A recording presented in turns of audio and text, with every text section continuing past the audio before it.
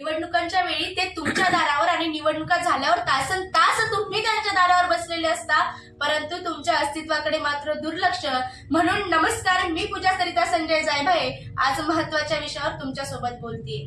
महाराष्ट्र राज्य विधानसभा निवडणूक 2024-25 प्रस्तावितांची राजकीय भाकरी भासतीये की फिरतीये. भाजतीये म्हणजे ते सरकार पुन्हा येणार आणि फिरतीये म्हणजे सरकार बदलणार, आणि याच विषयावर मी तुमच्यासोबत चर्चा करत आहे. मग हे सर्व होत असताना जनतेची भूमिका काय?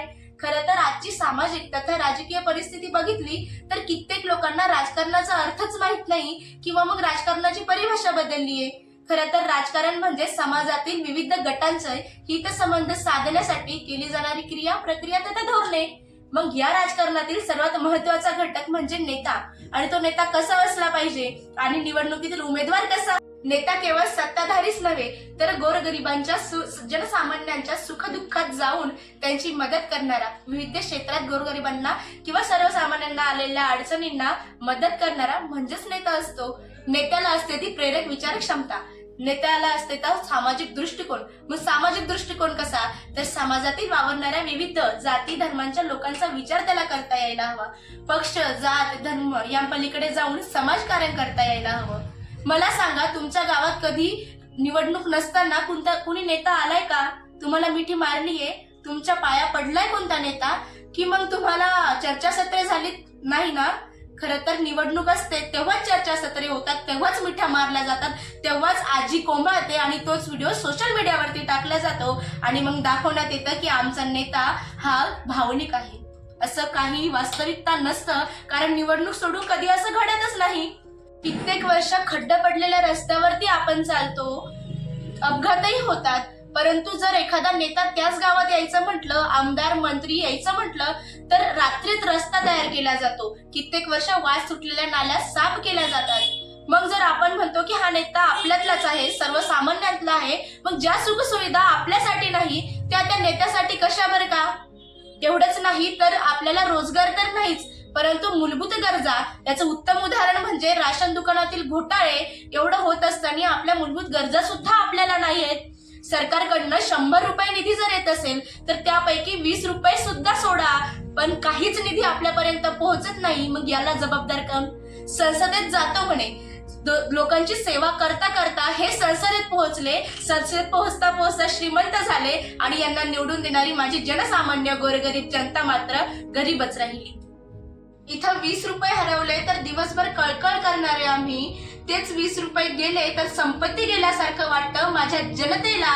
आणि मग प्रतिमत 2000 रुपये हे लोक वाटतात, तर यांच्याकडे एवढे पैसे येते तरी कुठून? हा प्रश्न जनतेने सरकारला विचारला आणि मग निकष काढा की कुणाला मतदान करायचं, विकले जाऊ नका. त्या कामांसाठी या नेत्यांना निवडून दिलं जातं, त्याच कामांची लाज द्यावी लागते. अजूनही सरकारी ऑफिस मध्ये आमच्या जनतेला ताठमानेने उभं राहता येत नाही, त्यांना तिथे मान दिला जात नाही. एवढंच नाही तर लोकशाही असून सुद्धा हुकुमशाही असल्यासारखं जगावं लागतं. निवडणुकीच्या वेळी हक्काने मत मला द्या हे म्हणायला येणारे नेते कधीच तुमच्या अडचणी काय आहे हे विचारायला हक्काने येतच नाही. आणि मग प्रश्नचिन्ह उभा राहतो की हे त्यांच्या अस्मितेसाठी करते की लोकांच्या विकासासाठी हे राजकारण सुरू आहे की राजकारणातील राजकारण सुरू आहे.